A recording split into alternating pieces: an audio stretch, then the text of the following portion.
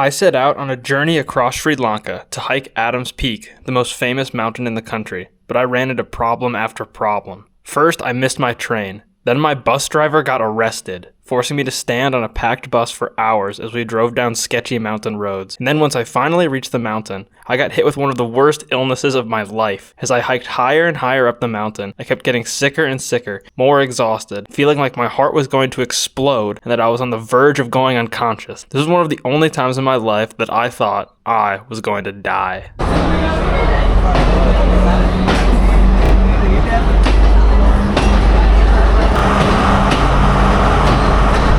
Well, there goes my train, guys. It was way too full to get on. They like double booked the seats or something, so everybody was standing. From first class all the way to second class, there was literally no room to go.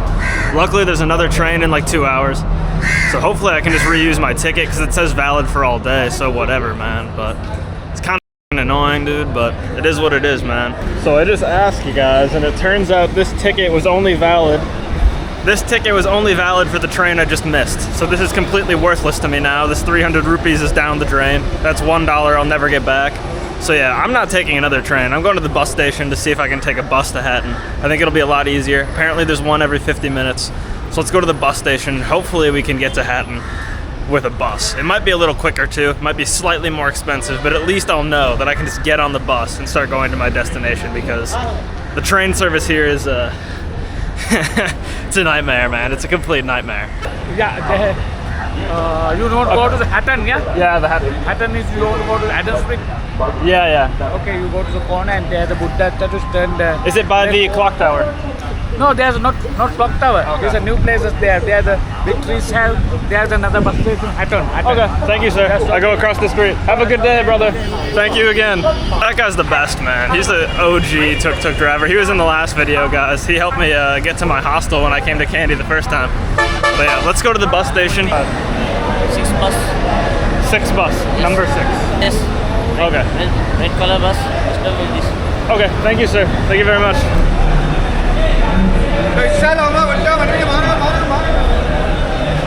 There's Hatton, man. Over the street. Where do we go here? Hatton. This bus, white bus. White bus. Okay, thank you, sir. Okay, here we go. Oh, I see Hatton Kandy. So it's Hatton. Hatton, sir. Yeah. Perfect, sir.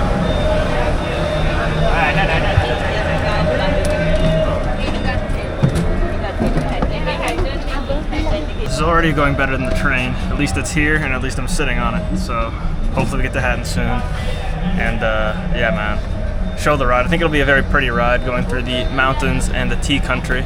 I'm very excited to see the countryside here, and I'm just happy to be on the bus, man. The train was crazy. I can't believe I didn't. I should have went quicker to get my seat on the train and not miss the train, but lesson learned for next time, guys. In the beginning of the ride, things were going well. We were making good time to Hatton, the town which would be my first stop on the way to Adam's Peak.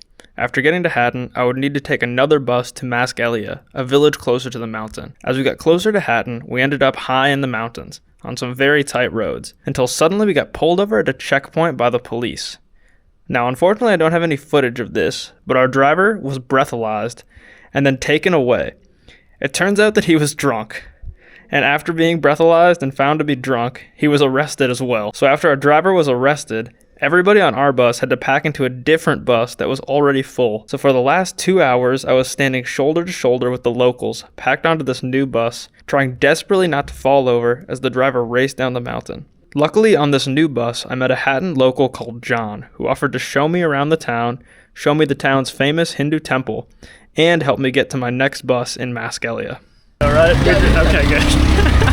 I made it to Hatton. Thanks to John, you helped me out, man. I appreciate it. Yeah, and we got the big temple right here. You want to go in? You can go in. I can go in? Yeah. It's okay? Yeah. Alright, I'll go in. Why not? Let's see. This place is huge, man. They renewed it. Wow. Before it was like colorless and dull and stuff, but now they renewed it. They repainted it. Yeah, they repainted it and stuff. Last year they did this also. It looks really fresh. It looks very colorful, very fresh. And the temple is in this. Yeah. In here. I never personally entered in one, so let's for the first time. First time for both of us. Well, let's go in here. This is what you call Pilaya Cove in Hatton. What is it called? Pilaya Cove. Pilaya Cove. Pillayar. One more time. Just say it one more time. Pilaya Cove. Pilaya Cove. Something like that. Something like that. Close enough. Unfortunately, guys, I could not film inside of the temple. I ended up filming for a few seconds before I saw the sign that said no filming, so enjoy these few seconds of footage that I have. But yeah, shout out to John. Shout out to John for taking me to the bus station. He's a real OG. Nice to make a friend on the road. But yeah, guys, we're on the bus to Maskellia right now. Should take maybe 50 minutes, maybe 1 hour.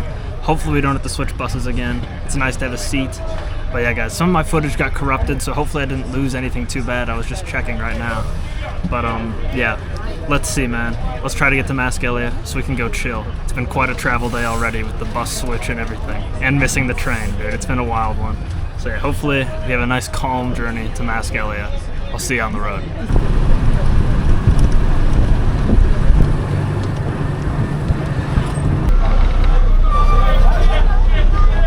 Made it to Maskellia, guys. Nice, man. Take a look over here. This is a crazy view. We're really in tea country now, guys. But yeah, we're just in like a really small town. We're close to the Adams Peak, which is what I want to hike tomorrow. It's like the most famous mountain in Sri Lanka. But yeah, right now we got to get to the hotel and check in because it's raining right now. And I also want to get some food. I haven't eaten all day. I've been on the road all day, man. We took, 4 buses and we missed the train. All right, y'all. Welcome to my crib. Let's go.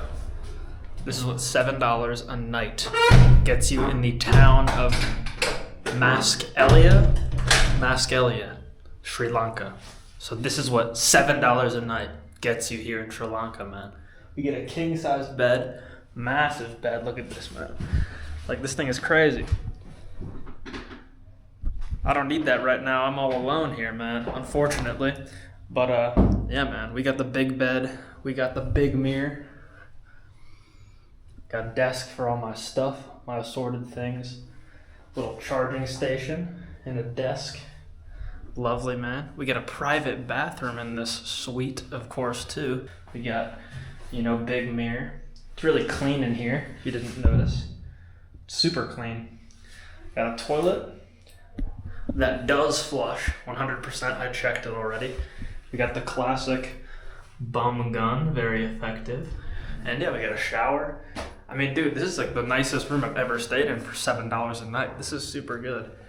So I'm just gonna crash out here and do some planning to figure out how we're gonna get to Adams Peak tomorrow and how we're gonna hike to the top. All right, guys, I think I've made a plan for what to do tomorrow. I did some research, asked around town, asked the host here.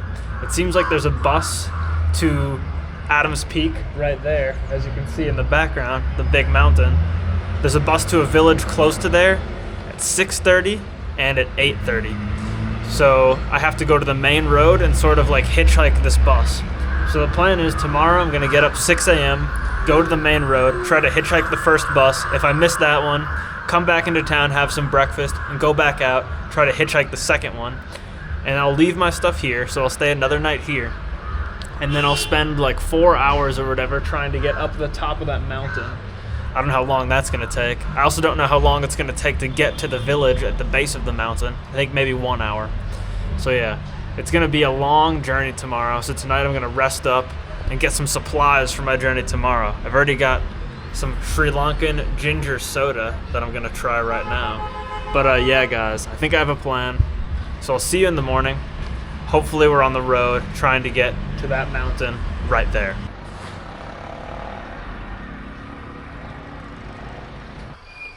Right there, guys. Nalthanaya. That's where we're trying to go right now. I'm gonna go down to the main road and see if I can catch a bus there. That's the town I need to go to get to Adams Peak. So we're gonna try to catch this bus to Nalthanaya. It's bright and early in the morning, man. So we gotta go on the left side of the road, ask around. Should take about 30 minutes in the bus, and then we're gonna start hiking the mountain. So hopefully we can get there soon. Hopefully we can finish the mountain quick, because I don't want to be out there past sunset. That's why I got an early start. But yeah, let's go see if this bus is going to Nalthanaya.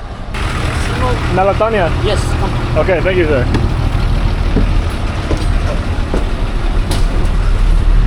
Nice, man.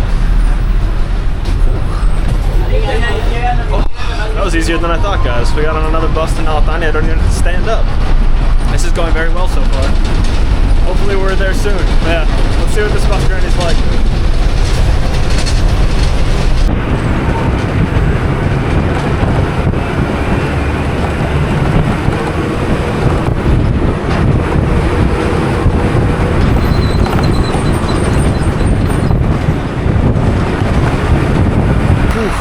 Welcome to Nalatanya, the town closest to Adams Peak, guys. There goes our bus as well. On to another tea village. But yeah, let's go find the trailhead and start this hike.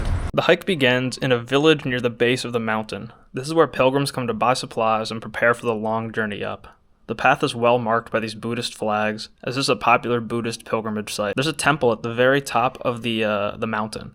It's said to have the footprint of the Buddha himself, so lots and lots of people come here, as Sri Lanka is an overwhelmingly Buddhist country. But the hike is also really difficult.